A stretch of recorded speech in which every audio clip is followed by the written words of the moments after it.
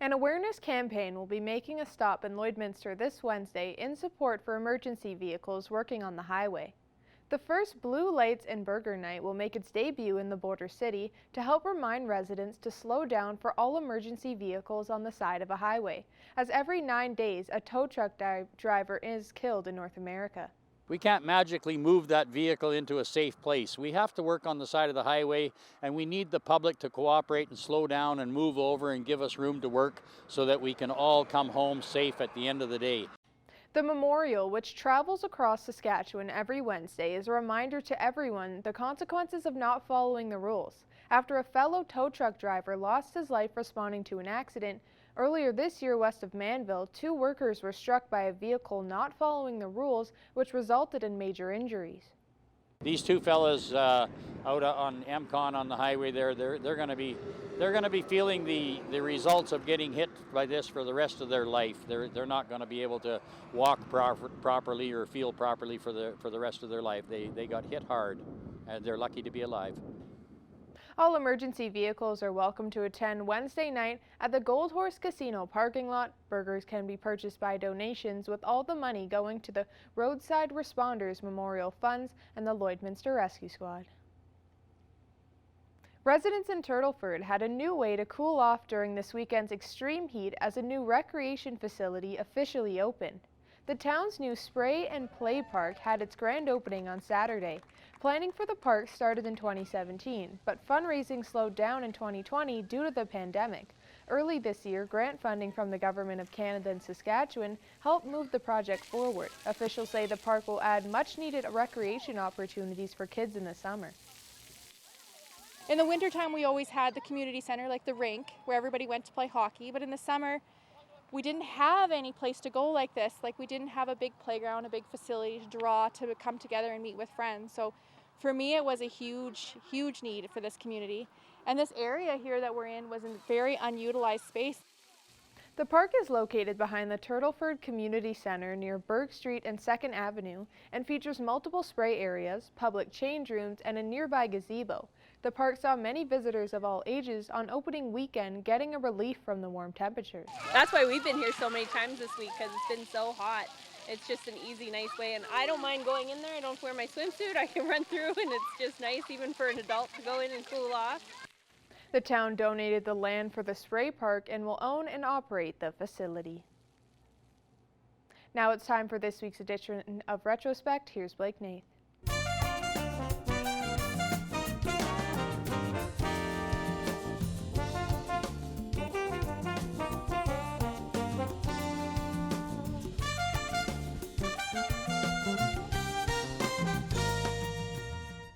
This week in Retrospect, Drug Bust Edition. Back in '91, amateur horticulturists set up shop on an unsuspecting farmer's property. This is just the leftovers from a huge haul of marijuana plants that were picked up Sunday in this field northeast of Marwayne. This is the mother load. 300 kilograms or close to 400 plants ranging in size, with some topping 2.5 meters in height and a street value into the hundreds of thousands of dollars. The drugs are overflowing the holding cells in the Kitscoty detachment right now, but the stash was cultivated along the edge of this hayfield but wasn't noticed right away. Well, the first time we noticed anything different, there was tracks in across this field before we harvested this field. And never thought too much about it at the time. And after we got it harvested, I drove through here, and the tracks were in here again. And we still didn't tumble onto anything.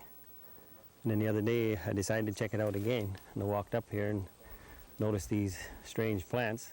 The plants have been growing there all summer. The men cultivating them have things hidden well.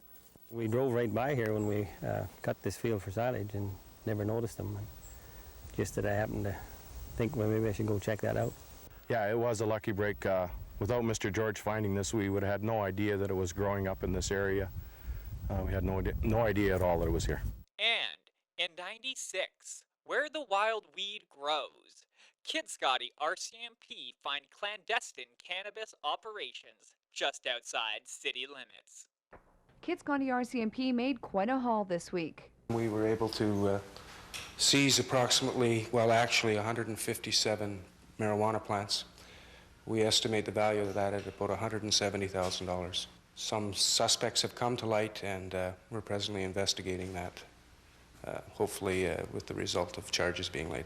After receiving a tip from the public and 2 days of investigation, RCMP located the marijuana operation in the rural area southeast of Kiscotty. This is not a new problem in the Midwest. RCMP say these operations are everywhere. Drug problem in Lloydminster is quite extensive per capita. That I think there's a lot more hydroponically grown marijuana locally here than anyone would want to admit. What has been called the biggest drug operation busted by RCMP in Saskatchewan history was uncovered in Meadow Lake last summer. Over 1,100 plants were seized with a street value of around $1 million. It's the money that makes these operations so popular. RCMP say an adult marijuana plant contains 2 to 3 ounces that is fit for sale, and the average street price right now is $400 an ounce. And that's all for this week in retrospect. Retrospect this week is brought to you by Webb's Ford. Worth your while to drive the extra mile. Webb's Ford in Vermilion. Now, Connor Chan will take a first look at your Monday weather.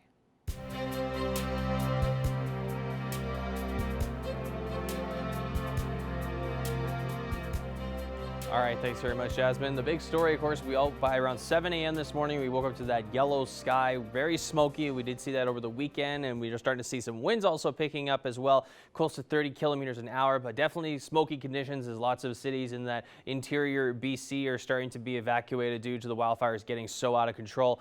Looking right now, still some cloud coverage and some sun though, but 22 degrees as we're going to start to get a little bit cooler after that long, felt like a very long heat wave over the weekend here. 22 degrees also in the Vegreville, Vermilion, Marwayne areas as well. 21 up in St. Paul, Bonnyville, Cold Lake. 23 degrees for Provost and 25 for Macklin. 26 out in North Battleford with 22 in Maidstone. Taking a look to the satellite radar map, mostly just cloud coverage kind of hovering around. There is some activity that some thunderstorm watches are in effect for parts of Manitoba and even South Alberta right now.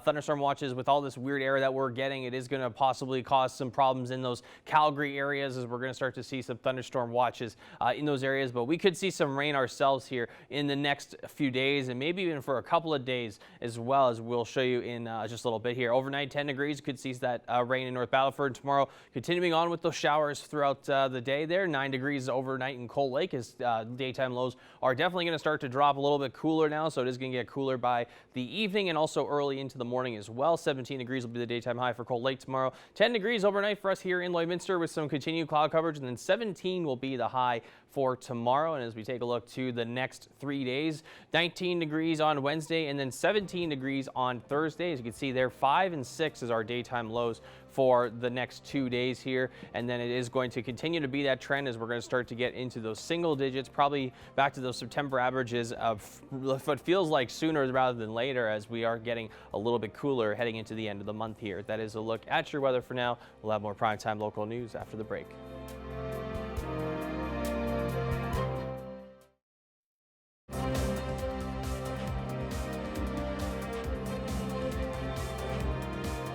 Welcome back. Alberta Open Farm Days took place this past weekend, and a farm north of Vermilion was busy on Saturday, giving guests a tour. Our agriculture reporter Jillian Code has the story. Alberta's annual agritourism event took place this past weekend with more than 100 farms taking part in Open Farm Days. North of Vermilion, Chatsworth Farms took part in the event for the second year in a row. Charlotte Wasiliak led guided tours where visitors could get up close and personal with animals of all shapes and sizes. It's been wonderful. A lot of times, not a lot of people have questions during the tour because I think there's just so much information being taught to them. And a lot of the kids in this last tour that I just did had a lot of really great questions. So they were really excited and wanting to learn more about the animals and getting some really educational questions in too. Advocating for the agricultural industry comes second nature for this family farm, and everyone involved is excited to be able to share the farm and their industry with the world. We found that the smaller you are, the easier it is to pivot when you have to. I think Charlotte saw the chance with her video tours back in 2020 to grow that into something, and it just sort of grew into our first chance to do open farm days, and now today our second year. While guests soak in the experience of being on a farm, organizers are also grateful that guests are eager to learn. It's just so wonderful to see that so many people are interested and want to learn about what's going on at a farm, and that a lot of people have traveled from Edmonton and further to come here. So they've taken a good portion of time out of their afternoon. So we're glad that we can compete with something like going to Jasper or going camping, so that they find this an exciting opportunity is really heartwarming. From horses to poultry, guests were able to ask questions about a variety of farm animals and machinery. Guests are doing most of the learning, but Charlotte says organizers are constantly looking to enhance their experience. We get reviews. I just got an email notification that people leave reviews after the tour, so that's really nice, and it always helps us to learn what people want to see more of next year, or anything that we could add or change up and make new and different, so that's helpful as well. While Alberta Open Farm Days only runs once per year, Chatsworth Farm is continuing to share their farming knowledge 365 days a year through their social media accounts on Instagram, Twitter, and Facebook. Chatsworth Farm is already looking forward to next year's Open Farm Days, which will be the 10-year anniversary of the agritourism event. Jillian Code, Primetime Local News. Now we'll take a look at your egg prices.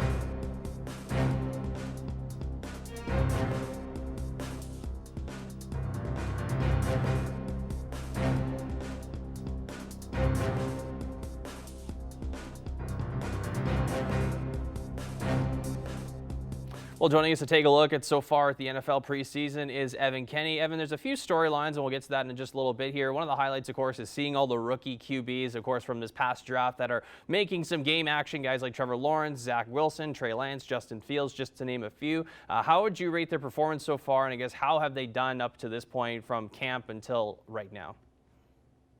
Yeah, Connor, I think we've seen quite a few actually high spots from these young QBs. Obviously, you know, the preseason is the time for these guys to just get used to playing that professional style game, right? They're moving up from playing against guys who are 18 years old to now playing against guys who can be, you know, up to 33 years old typically. So this is just a learning experience for these guys. With that being said, we have seen a handful of standouts, just starting things off with Trey Lance and the San Francisco 49ers. He started things off with an absolutely beautiful 80-yard bomb of a touchdown pass, just his second pass thrown of the game, first completion there. So great to see that from Trey Lance. Obviously, a big thing about him was that big cannon of an arm, plus his athletic ability. So we did get glimpses of that. I would have liked to see him get a little more touches on the ball, a little more completions there. Just went 5 for 14, 128 yards in total. So not bad from him. Moving on now, Mac Jones and Zach Wilson, each 2 first-rounders, one for the Patriots, one with the New York Jets. Both very efficient games. Zach Wilson throwing 6 for 9, Mac Jones 13 for 19. Neither of them really racking up those big yards, but getting those completions, which obviously is huge when you're looking to win games in the future. Trevor Lawrence, obviously #1 overall pick. Lots of expectations for the young Jaguars quarterback going into this one. Didn't start things off very well, though, Connor. He was sacked and fumbled the ball on the very first drive of the game for him. So not great. He bounced back a little bit, throwing 6 for 9, but not quite that starter that Jaguars fans, or really NFL fans around the world, were expecting. It's still up in the air whether or not him or Gardner Minshew is going to get that start. But now, Connor, what isn't up in the air, in my opinion at least, is who's going to start for the Chicago Bears. Justin Fields jumped in his first game, threw 1 touchdown pass, was able to rush for another, and as well 14 for 20 through 142 yards. he looked like he came ready. In my opinion, Connor, Justin Fields was the #1 rookie quarterback in week 2 of the preseason. And of course, he was very highly regarded. We thought he could have gone #3, so it's not surprising seeing Justin Fields' numbers. And with Trevor Lawrence, we're sure he'll definitely bounce back and learn from this. He is definitely a very smart quarterback. Who are some other rookies, Evan, in your mind that are looking to have really good seasons going forward and are also continuing to have pretty good preseasons right now? Well, one guy, Connor, who started things off on a fantastic note, that's Sherwood Park, Alberta's own Chuba Hubbard. Obviously, the Canadian Cowboy, we heard a lot about him. 2 years ago specifically, he had a little bit of a down last season in his college career, was drafted in the 3rd round where, at the beginning of that season, lots of people would have thought he would have been a lock as a first rounder there. So the Carolina Panthers got a real steal in Chuba Hubbard, rushed for 80 yards, including a 59-yard run on just 7 touches. So Connor, I think, outside of those rookie QBs and Justin Fields, like I said, I think I got to give this next best rookie to Chuba Hubbard here.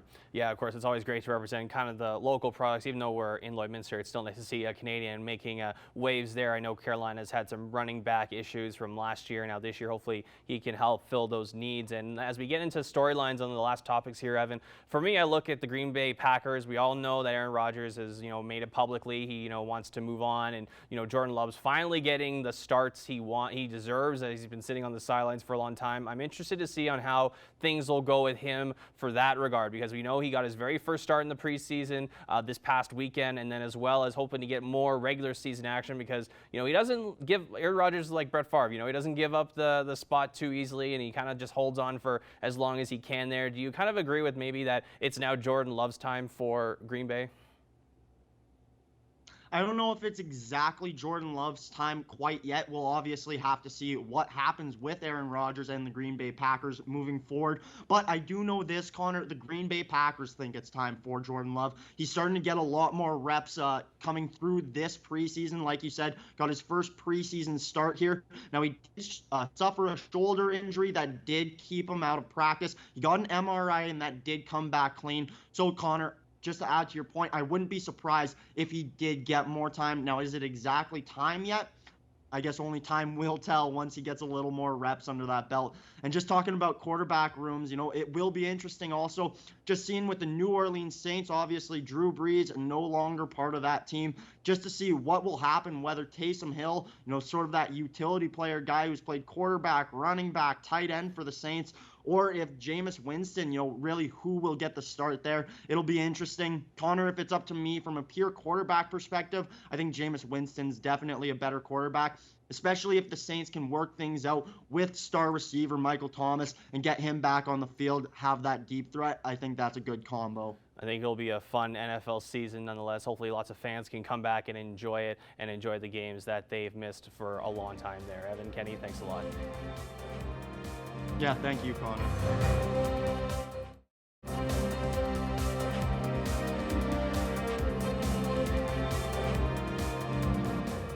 I'm joined here now with Lori Schoenfeld, an American author, and for our viewers who may not know who you are, could you just tell us a bit about yourself? I'm an author of the new debut novel coming out at the end of August, Little Owl. It's a psychological thriller. I'm also a mother to 3 beautiful teenagers with wild and crazy personalities. And I'm also the owner of Inner Enlightenment, which is a business built around supporting and helping teens, adults, and kids with PTSD and anxiety to be able to express in a creative way to help support them through the feelings and emotions that they're going through. So. And speaking of your newest book, Little Owl, coming out at the end of the month, where did the inspiration for this book come from?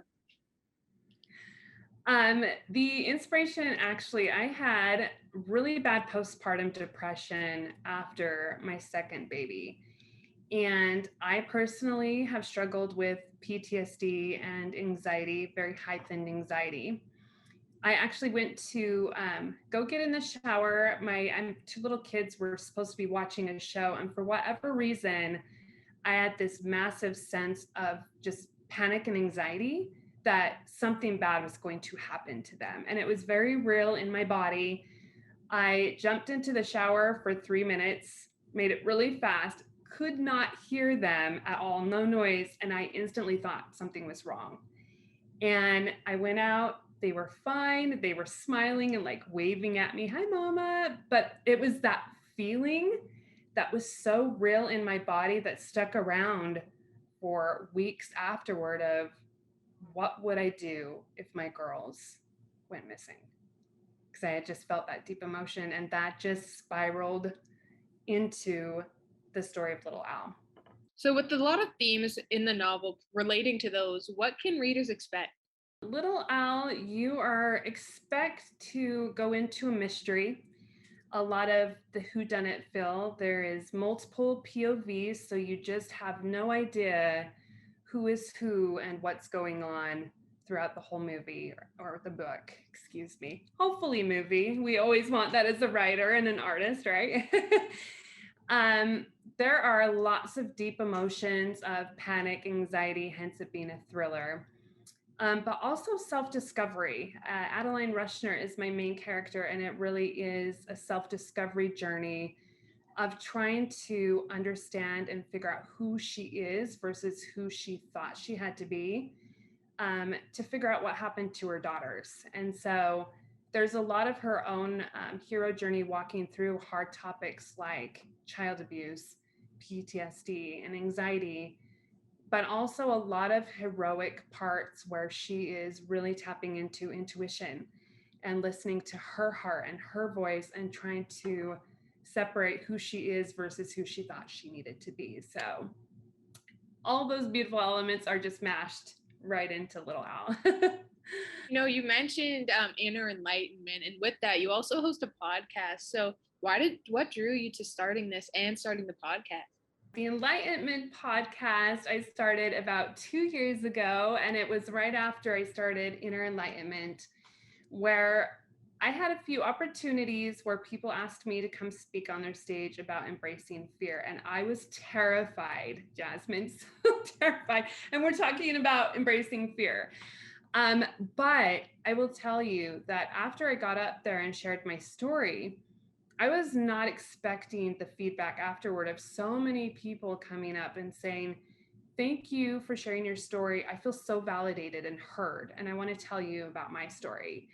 And it built this really beautiful piece of communication and connection of getting to know other people. And I just needed that one space of being able to share my story, and then it kind of just took off from there. So the Enlightenment podcast is a safe platform to help anyone who wants to share their story, as we all have those beautiful voices and stories within us to share. We just need that one space and people to root for us to help us get off the ground so that we can start really seeing what we're made of and soaring in our own element. And so that's where that was born. And if anyone is looking to listen to the podcast or even find your book, where's the best place to go? The best place would be my website at laurieschoenfeld.com. Also on Facebook, just under Laurie Schoenfeld, I have multiple places and links up where you can find me and Little Al. Awesome. Well, thank you so much for your time today, Laurie. Thank you so much for having me, Jasmine. This was a lot of fun. All right, taking one last look here at your weather forecast here. We are going to start to see much cooler temperatures over the course of the next couple of days here. 18 degrees on Wednesday. The lows are going to be back to those single digits, so that's going to be the storyline heading into the next couple of days here. Showers expected maybe for Friday with that high of 18 degrees, and we'll see that pretty consistently throughout the week here, and we could see it get a little bit more sun. Hopefully that smoke does clear up for us to enjoy some sun while we can, and then seeing some showers again on Sunday, and then 18 degrees on Monday.